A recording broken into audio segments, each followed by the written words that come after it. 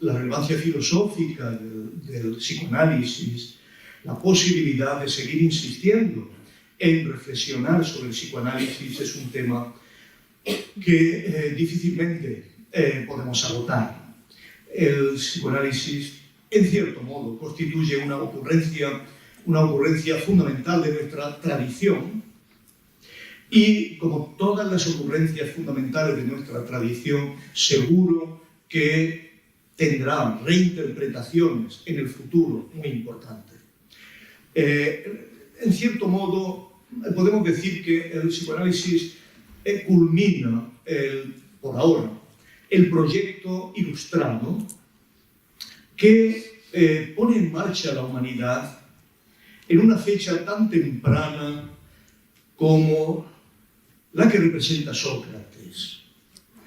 El enunciado, incluso antes, el enunciado fundamental de Sócrates, ¿no? Que es preciso, ante todo, obedecer la ley, el mandato del oráculo, que nos exige el autoconocimiento, y que luego Kant, de modo tan modélico, organiza, ¿no? Con la máxima de la Ilustración, sapere aude, atrévete a saber, llega a su culminación fundamental con el psicoanálisis, en la medida en que nos ofrece un camino de autoconciencia, de autoconocimiento. El psicoanálisis nos viene a decir algo que para el presente es extraordinariamente relevante, que hay una verdad en nosotros más allá de nuestros síntomas, más allá de nuestras expresiones o comunicaciones inmediatas. Esta divisa, ¿no? Que, como digo, forma parte de la Ilustración europea del largo plazo, es una divisa olvidada. Si cada una de las manifestaciones, de las expresiones, a veces extraordinariamente virulentas, que se aprecian en los medios de comunicación sociales, fundamentalmente en los nuevos, como WhatsApp, como Facebook o como Instagram, cada una de esas manifestaciones fueran seguidos por una llamada de atención de que esas expresiones inmediatas son sintomáticas y que detrás tienen una verdad en la que el propio sujeto debería estar interesado con plena seguridad. Nuestras formas de comunicación y nuestras formas de usar los medios cambiaría de manera radical.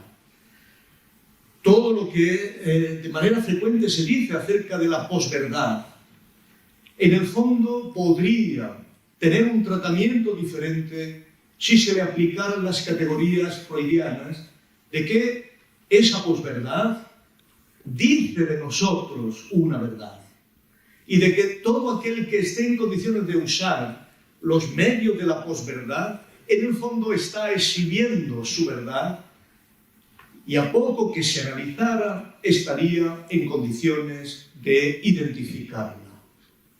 El psicoanálisis, por lo tanto, conviene introducirlo en lo que podemos llamar el proceso de racionalización de Occidente, el proceso de autoconocimiento, de autocontrol, de autoselección, de autorregulación, siempre con la mirada puesta en ofrecer mejores posibilidades a dos cosas en las que el psicoanálisis ha visto siempre su meta, su finalidad: trabajar y amar. El psicoanálisis, por lo tanto, nos mostraría que si queremos efectivamente conseguir esas dos finalidades, y es preciso subrayar que son dos finalidades que jamás se realizan en soledad.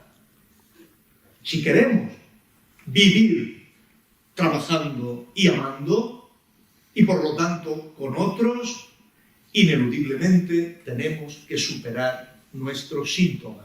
Tenemos que estar en condiciones de preguntarnos por nuestra verdad. Como podéis imaginar, esto es un programa y yo no voy a subrayar los elementos de este programa que se parecen al programa socrático o que se parecen al programa kantiano o a programas ilustrados posteriores. Evidentemente, la clave de lo que a mí me gustaría hablar esta tarde tiene que ver con algún tipo de reflexión filosófica específica de Freud y específica del psicoanálisis que diferencie al psicoanálisis de las formas anteriores de lo que podemos llamar el proceso de racionalización occidental, el proceso de racionalización moderno o el proceso de ilustración. Como pueden imaginar, en absoluto esa reflexión filosófica sobre este programa, ¿no?, de que es preciso superar el síntoma, es preciso preguntarnos por nuestra verdad. Ese programa yo voy a reflexionar filosóficamente sobre él sin atenerme a la escuela psicoanalítica. No me interesa como filósofo una adscripción escolar ni una adscripción profesional. Yo no soy psicoanalista.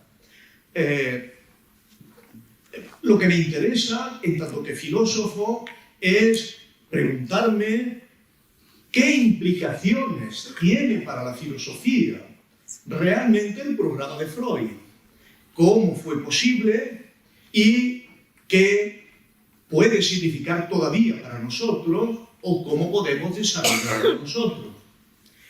En este sentido, me gustaría defender algo así como 10 tesis, 10 puntos básicos, ¿no?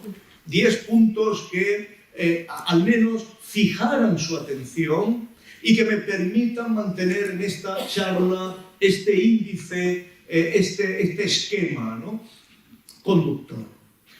La primera tesis que quiero defender es que, aunque, según ha dicho anteriormente Ricardo, se nos pide en este curso una filosofía suficientemente técnica, yo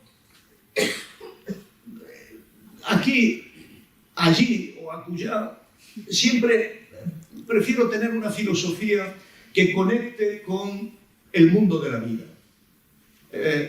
Un amigo mío dice que un filósofo pensando o reflexionando para filósofos es como un panadero haciendo pan para otros panaderos.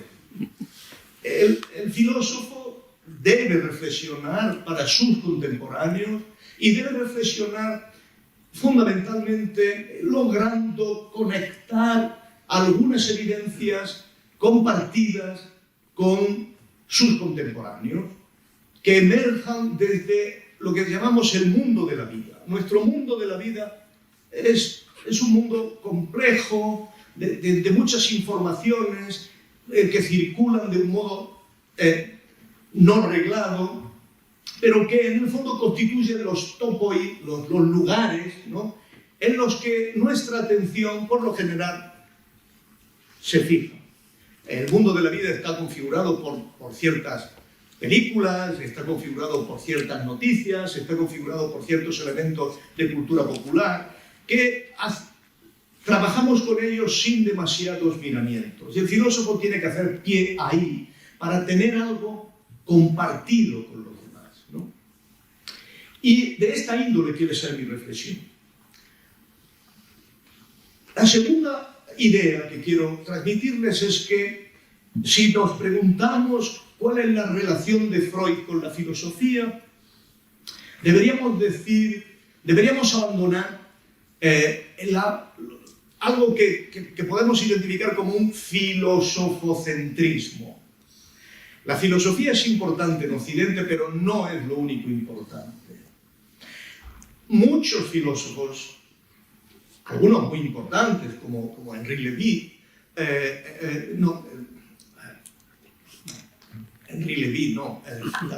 David Henry, un filósofo francés muy importante, tiene un libro, La genealogía filosófica de Freud. Intentan fundamentalmente proponer que Freud es el final del camino de la filosofía. Y sobre todo es el final de Schopenhauer, de Nietzsche, y es el gran ordenador de lo que podemos llamar la metafísica de la vida, de Occidente, ¿no? Esta mirada de Levy me parece que es filosofocéntrica. La inspiración fundamental de Freud, naturalmente que viene de muchas noticias del mundo de la vida, de su mundo de la vida, en el que Nietzsche era un acontecimiento fundamental. Sin embargo, en mi humilde opinión, Freud no recibe su inspiración fundamental de los filósofos. Y no creo que fuera insincero al decir que él leía a los filósofos con grano salis, ¿no? Con muchas cautelas, para no verse demasiado influido por ellos. Hay algunas proximidades muy evidentes entre Nietzsche y Freud. Y algunos de los íntimos amigos de Freud, como Arnold Zweig, por ejemplo, no confundir con Stefan Zweig. Arnold Zweig era un alemán, un berlinés, novelista, autor de teatro, pero que quiere escribir un libro sobre Nietzsche y en la correspondencia con Freud permanentemente está diciendo Nietzsche es un alma gemela a la suya, es un alma que está a su altura, un hombre puro como usted, un hombre que ha intuido sus grandes perspectivas acerca de la doble fuerza del ser humano. Lo apolíneo y lo dionisíaco organizaría el principio de placer, el principio de muerte en en Freud. Y esto mostraría cómo en el fondo Freud sigue los pasos de Nietzsche. En cierto modo es verdad. Y en cierto modo se puede decir que Freud quiere responder a Nietzsche en muchas ocasiones. Totem y Tabú, por ejemplo, se escribe en contra de la genealogía de la moral. Se puede decir. Sin embargo, yo creo que, y esta sería mi tercera idea, que por muchas intuiciones que Freud haya recogido de los filósofos, haya recogido de Schopenhauer, haya recogido de Nietzsche, el gran inspirador de Freud es la ciencia. Freud es, ante todo, un científico. Y quiere ser un científico. Y quiere inspirarse y ponerse al día y generar un discurso que cumpla los requisitos de la ciencia. Esto es, a mi modo de ver, importante porque nos muestra un Freud que desconfía de la potencia del pensamiento. La potencia del pensamiento es, en cierto modo, una confianza arcaica. Es casi algo infantil. Es atribuir a las ideas una omnipotencia capaz de hacerse con la sustancia misma del mundo. Y esto se parece mucho a la magia. La filosofía sistemática refleja, en cierto modo, un carácter que es un carácter casi neurótico, podríamos decir, de pretender controlar el mundo con pensamiento. Y Freud aprecia que en esta posición hay algo de primitivo, hay algo de arcaico, algo que refleja como un síntoma la verdad del filósofo. La verdad del filósofo ser humano, la verdad del filósofo como aparato psíquico que se entrega confiadamente, casi en la omnipotencia de su pensamiento.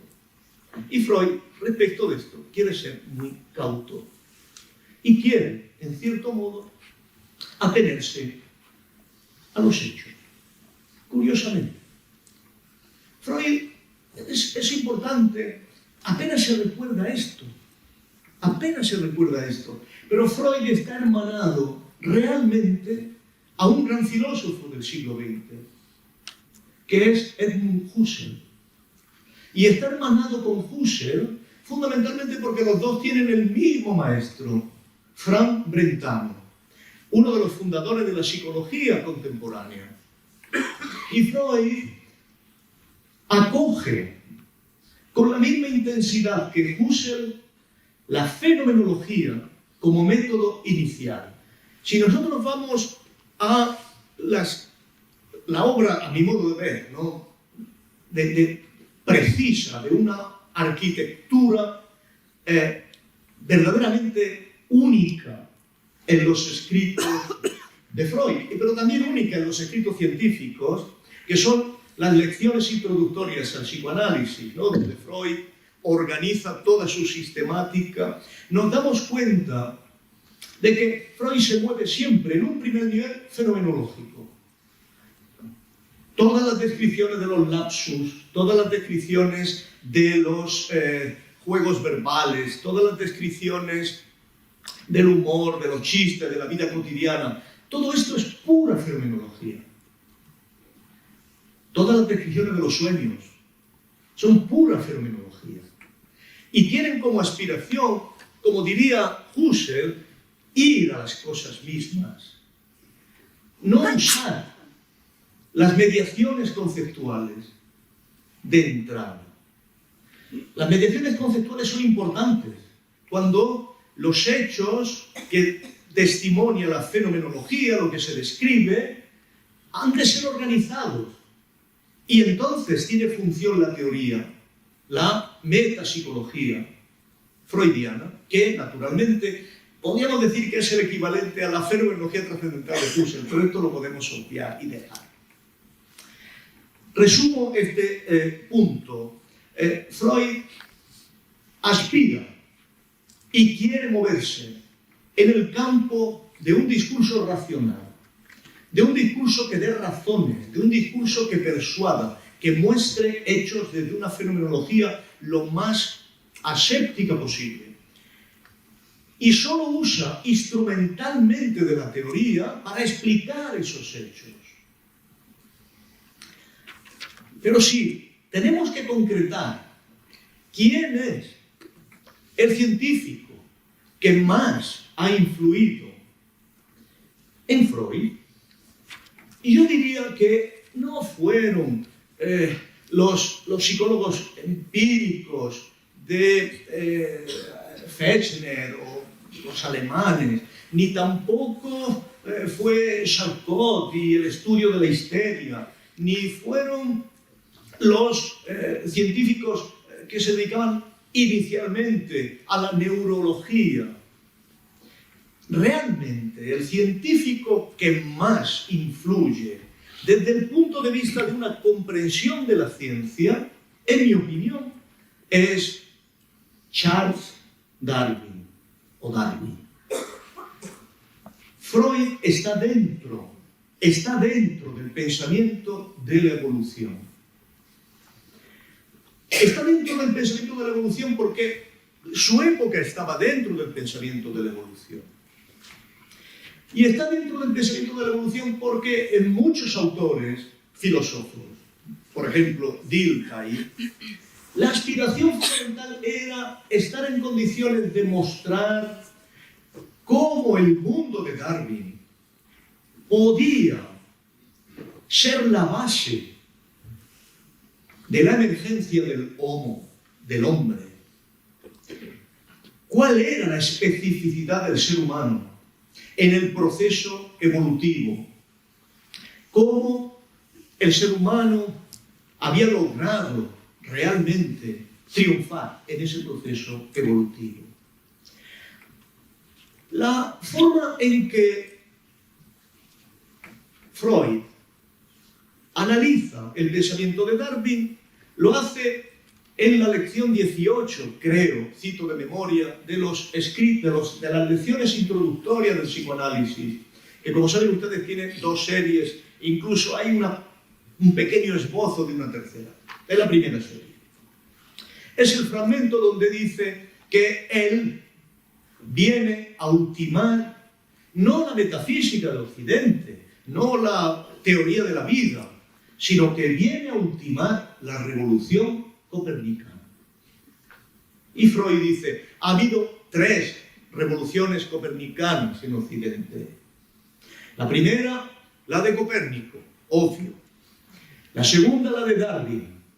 Y la tercera, la del psicoanálisis. O sea, Freud identifica el lugar del psicoanálisis exactamente en ese orden de las revoluciones copernicanas. Pero, ¿cuál es la estructura de la revolución copernicana? De todas ellas. No hablaré de Kant. La estructura de la revolución copernicana es esencialmente un doble movimiento de humillación y de autoafirmación. Un doble movimiento. La ciencia humilla. Copérnico humilló a la civilización cristiana cuando vino a decir que la Tierra, lejos de ser el centro del mundo, lejos de ser el lugar único donde tiene efectivamente su sede el acontecimiento de la salvación, es una piedra que gira en un universo prácticamente infinito, una piedra inerte, y exactamente igual que las piedras inertes que vemos, como los meteoros, que vemos como los cometas, que vemos como los planetas. Una piedra que no está en el centro del mundo, que no está en el centro de una teoría de la salvación. Una piedra que hace del ser humano un animal pequeño. Y sin embargo, segundo movimiento de autoafirmación, a pesar de que el ser humano ya no tiene un privilegio cósmico, está en condiciones de conocer.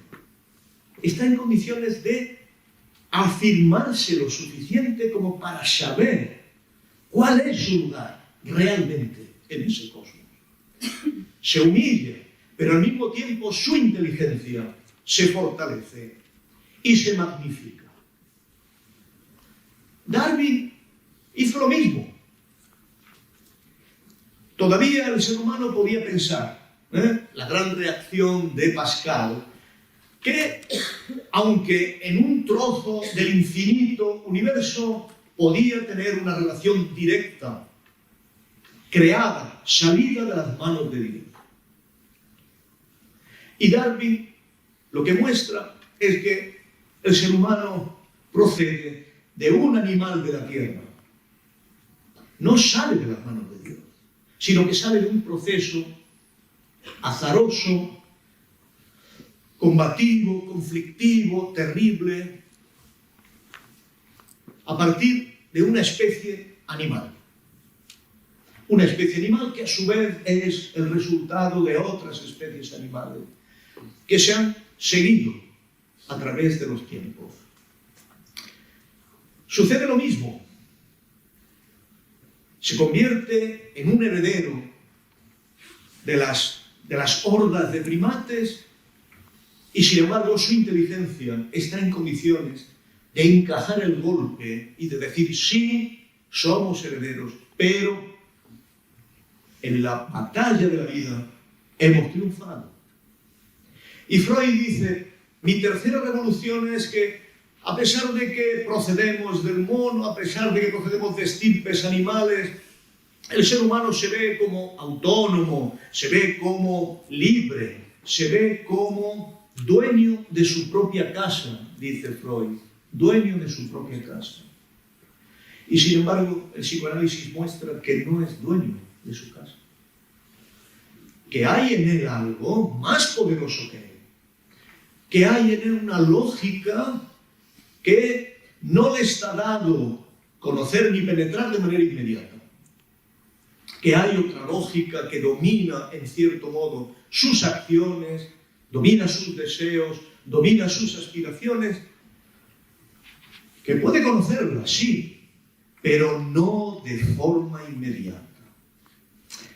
Y esto, el no de forma inmediata del ser humano, el hecho de que el ser humano no está entero, el hecho de que no tiene todo eso que se le ha prometido que tiene, la autonomía, la libertad, la autoconciencia, el hecho de que todo eso todavía tiene que lograrlo combatiendo con alguien que es el dueño verdadero de su casa, esto hace que el ser humano tenga que verse como incorporado a un proceso evolutivo que no le compete a él solo como especie, y esta es la intuición más básica de Freud, no le compete al ser humano solo como especie, sino que si no se da en cada uno de nosotros como seres singulares, el ser humano corre peligro de malograrse. El ser humano, para Freud, es el ser que puede malograrse. Es el ser que, justo porque está en un proceso evolutivo, como especie, y como cada singular que tiene que repetir en él el propio camino evolutivo de la especie, justamente por eso puede fracasar. Ese camino evolutivo puede colapsar. Y cuando colapsa, siempre se produce algo. Se llama regresión. Esto es, siempre vuelve a sitios arcaicos, a sitios por donde ya estuvo. Desanda, por decirlo así, ese proceso evolutivo y se refugia, encuentra refugio en formas de existencia arcaicas, primitivas. El ser humano es el ser que puede malograrse porque es el ser que puede regresar. Esto es el ser que puede malograrse porque es el ser que puede volver a extractos de barbarie radical. Por eso, para los freudianos, no fue una sorpresa el nazismo. Por eso, cuando Freud, ya con Hitler en el poder, tiene que estar diciendo entrarán, no entrarán, y todos sus discípulos dicen, díganos algo. Él dice, no, la correspondencia de nuevo con Zweig, no, esto es una posibilidad permanente del ser humano en tanto que ser que puede regresar, que puede volver a la barbarie. Desde este punto de vista, fenómenos de nuestra vida cotidiana tan claros, que nos indican que efectivamente nuestro estatus civilizatorio está comprometido, está íntimamente explicado, en mi humilde opinión, por las previsiones freudianas.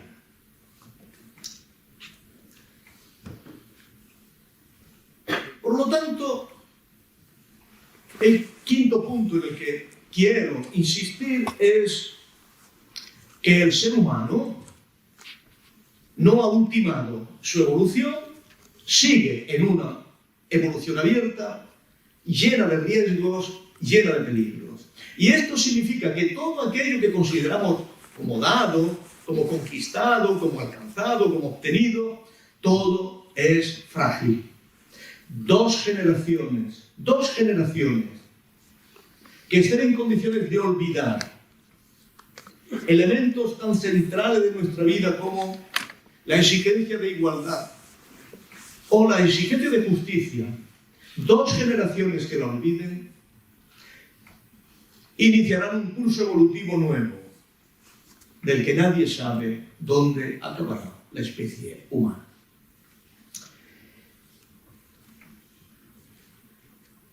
Lo especialmente frágil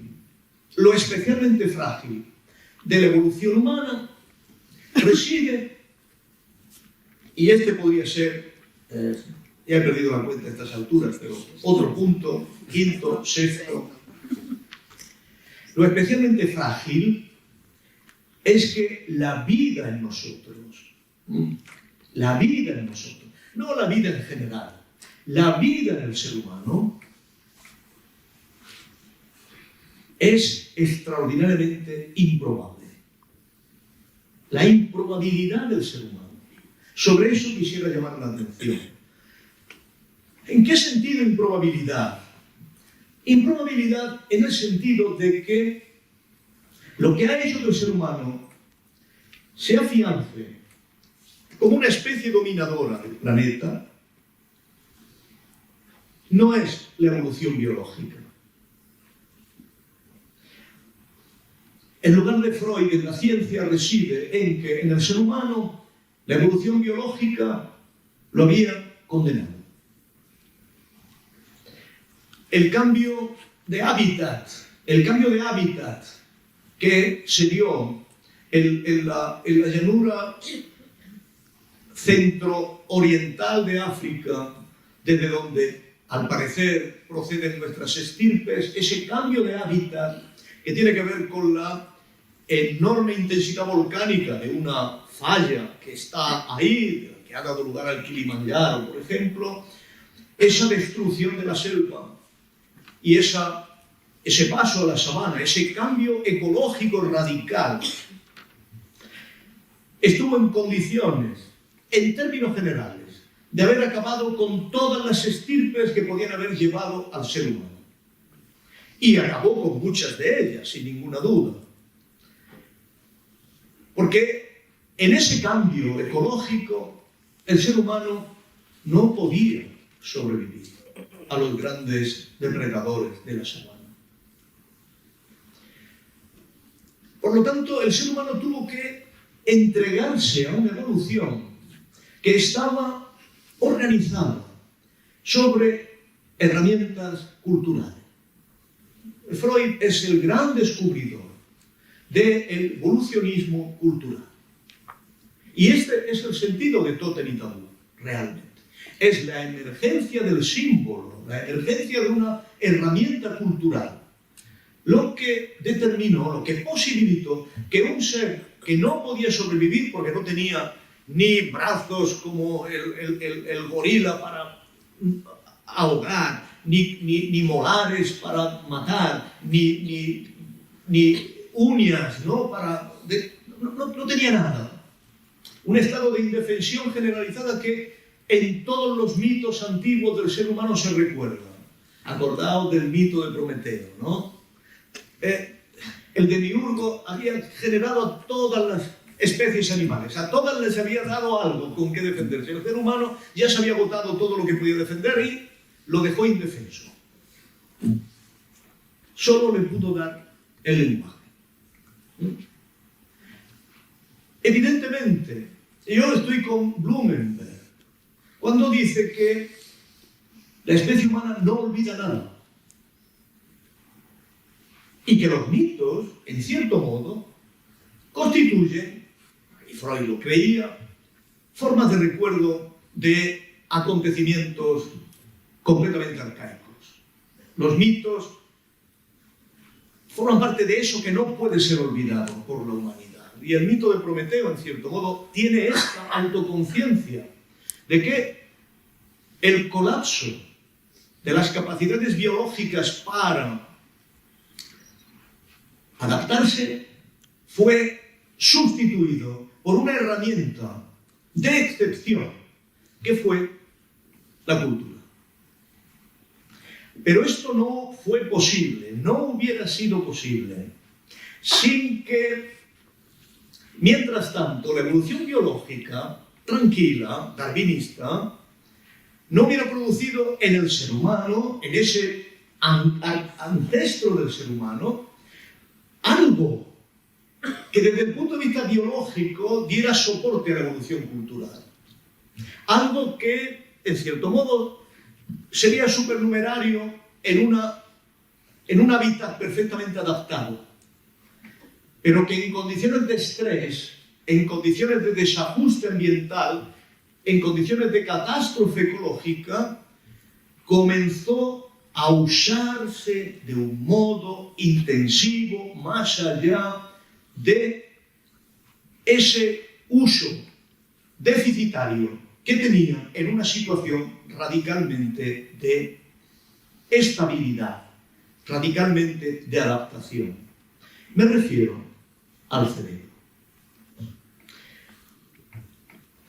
Desde cierto punto de vista, la evolución cultural no puede existir sin el hecho de que, por su cuenta, la evolución condujese de un modo que ignoramos a animales mamíferos que tenían cada vez más masa neuronal. Una masa neuronal que estaba inactiva en un hábitat perfectamente adaptado, pero que comenzó a intensificarse en su uso en situaciones de riesgo y de estrés. Y esto generó algo que, en cierto modo, mejoró y empeoró las condiciones de supervivencia del ser humano. Porque produjo algo decisivo que nos pertenece a la especie de un modo extraordinariamente radical: la prematuración, el nacimiento solo de los prematuros, el aumento de la masa cerebral, la necesidad de andar erguido llevó al ser humano a un peligro radical de muerte de todos aquellos que no fueran prematuros, que no estuvieran acabados. Porque no podían nacer, sencillamente. Al caminar de pie para orientarse en la sabana, la pelvis se estrechó, al aumentar el cráneo, aumentó el cerebro, aumentó el volumen craneal, y la especie estuvo a punto de realmente de extinguirse, a no ser por la prematuración. Esto es, que determinados ejemplares, niños de los seres humanos que nacían prematuros, pudieron sobrevivir y transmitir biológicamente la posibilidad de supervivir prematuros. Lo prematuro es el rasgo antropológico fundamental de los seres humanos y es la señal de adaptación extraordinaria a condiciones ecológicas y biológicas de extrema dificultad. Hoy todavía vemos cómo la prematuración sigue avanzando y siguen apareciendo niños mucho más pequeños, que constituye casi un fenómeno generalizado de nuestra sociedad. Pero la prematuración implicó la necesidad de un hábitat, de un útero social tan extraordinariamente fuerte que efectivamente tenía que estar en condiciones de ultimar la obra que no se había podido hacer en el útero en el útero materno. Esa sustitución de un útero social extraordinario, con una capacidad de cuidado extraordinaria para ultimar al infante humano que solo si nace prematuramente puede sobrevivir, esto es lo que constituye realmente la esencia misma del ser humano, lo que está en la base del psicoanálisis, porque esto es lo que lleva al fenómeno fundamental de la angustia. La angustia del recién nacido. La angustia que Otto Rank identificó de una manera muy clara como la impronta que tiene todo ser humano de la dificultad de vivir. La impronta de ese momento, ese instante extraordinario en el que ya la sangre no puede ser oxigenada por la madre y todavía el niño no sabe respirar. Ese instante de asfixia real, ese instante en el que se juega la existencia de todos nosotros, ese instante porque podemos decir que todos nosotros, en cierto modo, casi somos resucitados, es la impronta que nos va a quedar a lo largo de nuestra vida en situaciones de riesgo y de estrés. Todos y cada uno de nosotros, tenemos necesidad de escudos para no ser víctimas, de nuevo, de la experiencia de la angustia. Y eso es la cultura. Goethe decía que cuando veía los ojos tenebrosos de la Gorgona, este mito que ha simbolizado siempre la omnipotencia de lo real, el hecho de nuestra propia finitud, decía Goethe, siempre tengo que correr y ponerme el escudo de un símbolo, escudarme detrás del símbolo. Esta forma de superar aquello que nos constituye como angustia mediante los símbolos culturales es efectivamente lo que permitió que las comunidades humanas se cohesionaran lo suficiente como para dividir el trabajo y amar a su manera. En este sentido podemos decir que el ser humano, como vemos, tiene inexorablemente que acabar su evolución, porque es prematuro, pero tiene que acabar su evolución configurando un órgano que tiene que formatear, que programar en el propio proceso de ultimar su evolución. Y esto es lo terrible, lo que permite que el ser humano sea el ser que puede desgraciarse. Porque si nuestro cerebro viniera completamente formateado con un hardware, si nuestro cerebro tuviera efectivamente todas las funciones vitales perfectamente diseñadas, todas las respuestas instintivas perfectamente organizadas, y, como a veces Nietzsche creía, pudiera heredar la fuerza de los símbolos culturales, ya vendría en condiciones de operar de manera ordenada. Pero no, nuestro cerebro tiene que ordenarse conforme se usa. Y las posibilidades de que se ordene antes de haberse ordenado son muy escasas. Y este es el problema que tiene el ser humano, que tiene que ordenar su herramienta de orden antes de haberse ordenado. Y esto, queridas amigas, queridos amigos, esto es el inconsciente.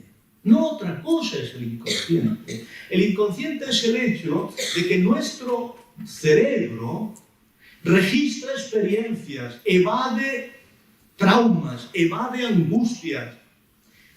Y todo esto va depositándose en él como pulsiones, como configuraciones ya establecidas, extraordinariamente dolorosas, debemos decirlo, mucho antes de que esté maduro para integrar toda esa experiencia.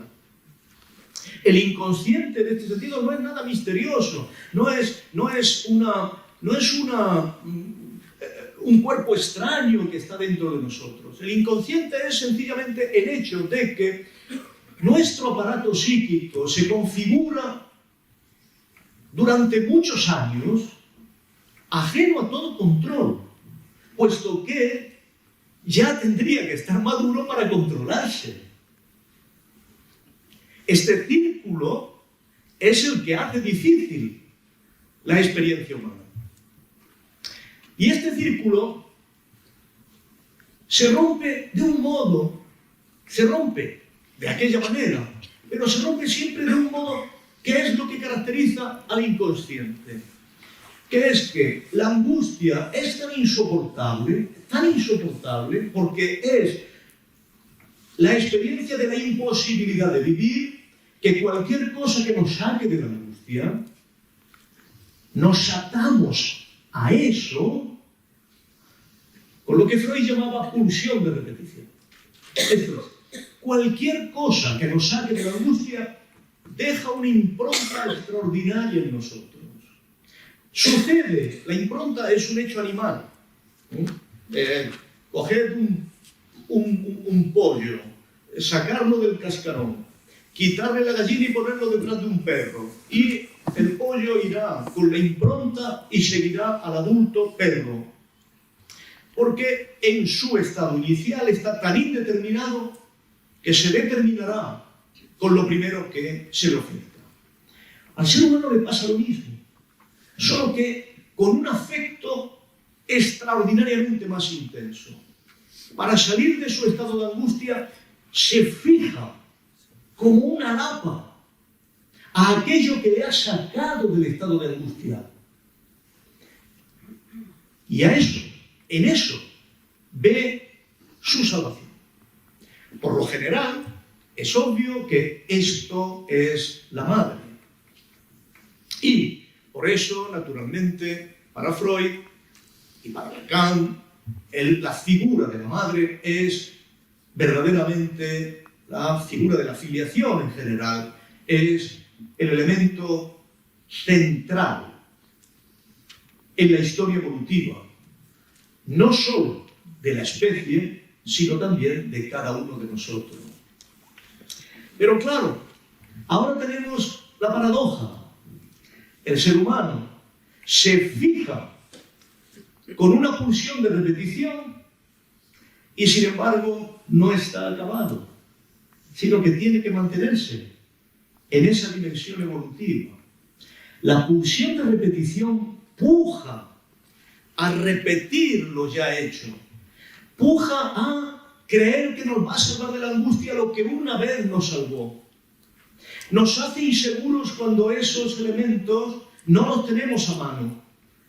Y tan pronto desaparecen de nuestro horizonte, creemos que puede volver la angustia. Por lo tanto, al ser humano se le pide algo contradictorio en su base. Primero, tiene que fijarse y repetirse. Y segundo, tiene que abrirse y evolucionar. Por eso el ser humano es aquel que puede regresar si cualquiera de los sustitutos, de los primeros expedientes que le permitió superar la angustia, fracasan.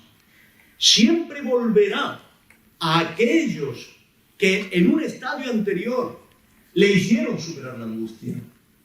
Y eso es la enfermedad psíquica, eso es la neurosis, no estar en condiciones de ultimar. Ahora,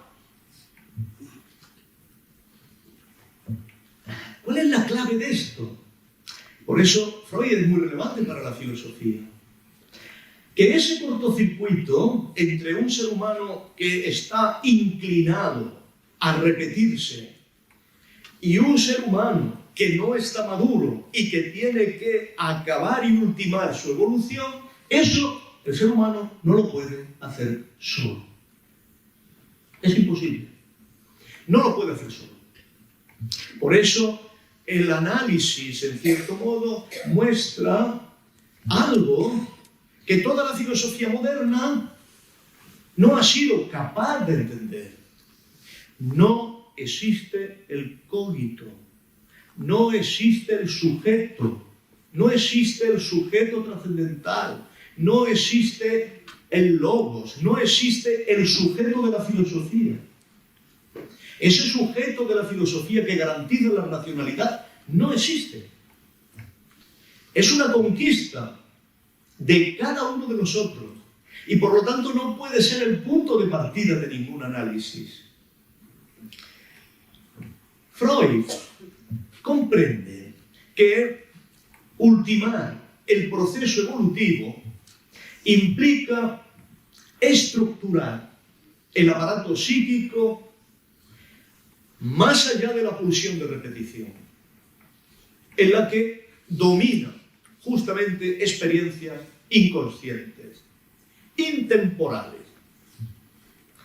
El problema es que de ese inconsciente lograr que emerja un yo, que es la promesa obvia, la promesa de autonomía, de libertad, de responsabilidad, de conocimiento, la capacidad de que exista sencillamente el ver bien, la percepción atenta, el reconocimiento del principio de realidad, toda la estructura básica de la filosofía, depende de que estemos en condiciones de superar esa experiencia inconsciente y lograr que emerja un yo, que no es algo que va a crecer con los años, no es algo que de forma natural crece espontáneo, no es un dato natural del ser humano, es la evolución singular de cada uno de nosotros de estabilizar nuestro aparato psíquico, que siempre tiene en su origen traumas, debilidades, inconsistencias, regresiones, pulsiones de repetición, etcétera, etcétera. Y eso es lo que no se puede hacer solo. He dicho antes que me voy encaminando al final, porque ya sé que estoy pasándome de lo razonable. He dicho antes que Freud recibe su inspiración de la ciencia. Pero me faltó por decir que Freud altera completamente el sentido normal de la ciencia. No quiero decir que Freud desprecie la ciencia anterior a él, en absoluto. La ciencia es la ciencia.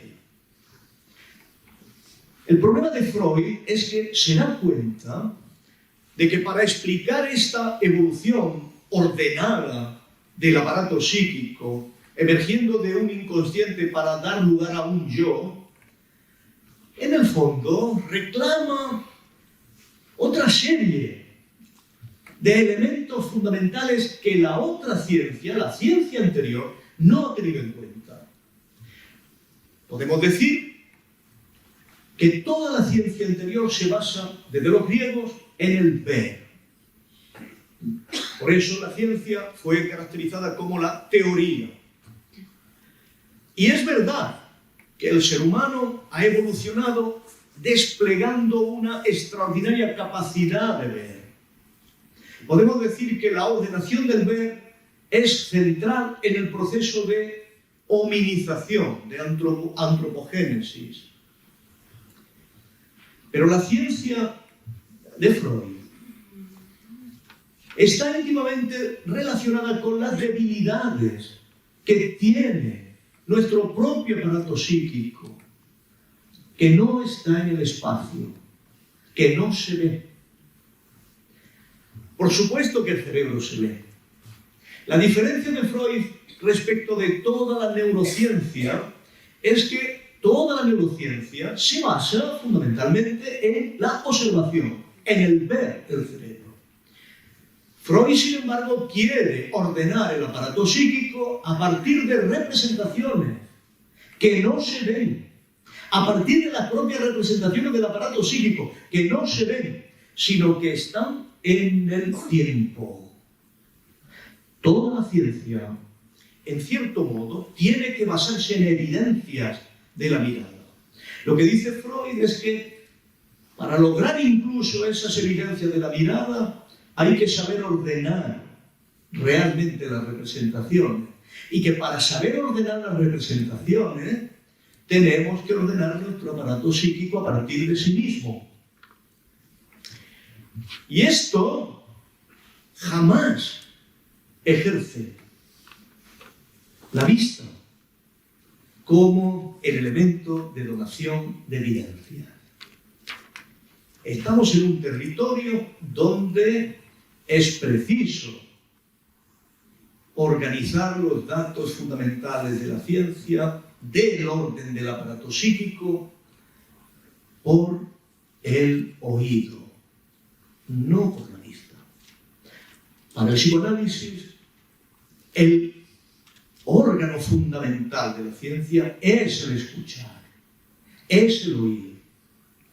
Y es el oír, porque como hemos dicho antes, la posibilidad de que del inconsciente emerja un yo, y simplifico, debe emerger un superyo, y un superyo muy complejo que es un yo ideal y un ideal del yo, esto no lo puede hacer el aparato psíquico por sí mismo, lo ha de hacer con otros y lo ha de hacer escuchando. No puede hacerse mirando.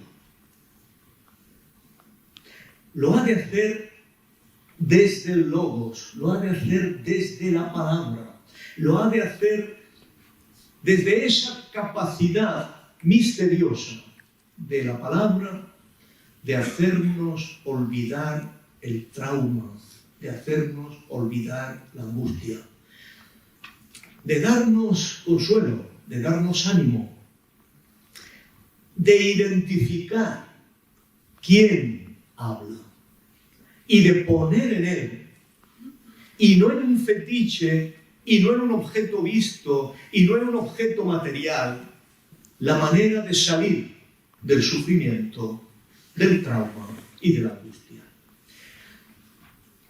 El psicoanálisis, desde este punto de vista, tiene que recoger una fenomenología diferente de la fenomenología de la ciencia de exterioridades, de espacialidades.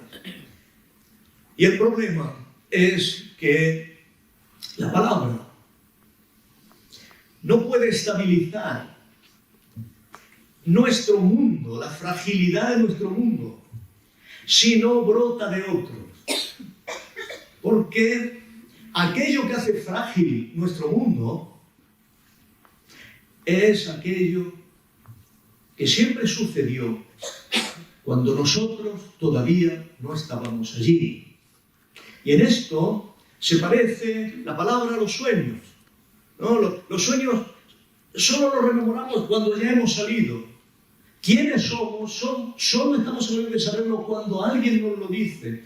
Todo lo que ha dicho Hannah Arendt acerca de la natalidad, acerca del nacimiento, todo esto, realmente, quien ha mostrado la relevancia estructural de estos fenómenos de vida cotidiana, cada uno de nosotros podemos verlo, ha sido Freud. Y quien ha mostrado que la palabra es el gran invento de la evolución cultural, que ha estado en condiciones de hacer que el ser más improbable de la Tierra esté en condiciones de convertirse en el ser dominador de la Tierra.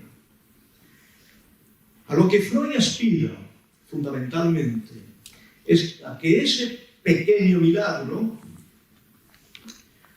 no lleve consigo la posibilidad, que sabemos cierta y cercana, de que el ser vivo más improbable de la Tierra se convierta en el ser más exitoso y al mismo tiempo en el ser más destructor. La posibilidad de saber que en el fondo estamos vinculados inexorablemente en nuestra constitución como seres humanos, no a un individualismo que emerge sustancialmente como creen algunos, no a un individualismo natural que brota como cualquier otra forma natural de la vida sobre la Tierra, sino a algo que debemos al cuidado, a la atención, y que por respeto a eso debemos estar en condiciones, naturalmente, de controlar todos los síntomas que lo ponen en peligro.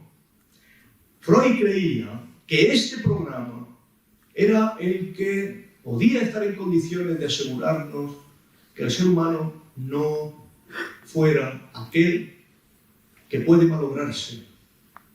Y Freud creía que impedir que el ser humano se malogre no es algo en lo que no estemos interesados todos, porque siempre hay una forma en la que el ser humano se malogra, inexorablemente, que es convertirse, sin ninguna duda, en un ser infinitamente más violento que ninguna otra especie sobre la faz de la Tierra. La forma en la que el ser humano se malogra es la alteración radical de algo que Freud llamaba la pulsión de muerte, que es encontrar gozo, indudablemente, en dar muerte. Y esto, la única forma real de organizar nuestra propia vida es mediante este vínculo fundamental con la palabra. Acabaré citando una obra que todos ustedes conocen. Dos obras. Una es Ciudadano Kane y otra es una película de Carl Dreyer, un cineasta danés. Acuérdense de Ciudadano Kane. Acuérdense de este hombre megalómano, omnipotente, tiránico, cruel, sádico. Acuérdense de la voluntad, ¿no?, de hacer de una esposa completamente carente de talento una gran diva de la ópera. Y acuérdense de este hombre cuando, acabadas todas y cada una de sus ilusiones de megalomanía, busca, ansioso, y se entrega a la muerte justo porque identifica una palabra, Rosenbund, la palabra que está escrita en el patinete, en la que naturalmente refleja su incapacidad para asumir la melancolía de haber perdido la infancia, su incapacidad de seguir la conversación con su madre, que justamente en el momento feliz de su vida le mandó lejos como un heredero de una mina para entregarse a una existencia completamente desdichada. La segunda película de Dreyer cuenta una historia muy bonita de la muerte irrumpe en un hogar y es la única vez que se ha puesto de forma completamente fiel la realización de un milagro en el cine. Es la historia de una resurrección. Una madre que muere, un hermano que deambula extrañamente loco por la casa, una niña que le pide, Johannes, Johannes, resucita. Y Johannes se acerca al ataúd y dice, escúchame, levántate, yo te lo pido.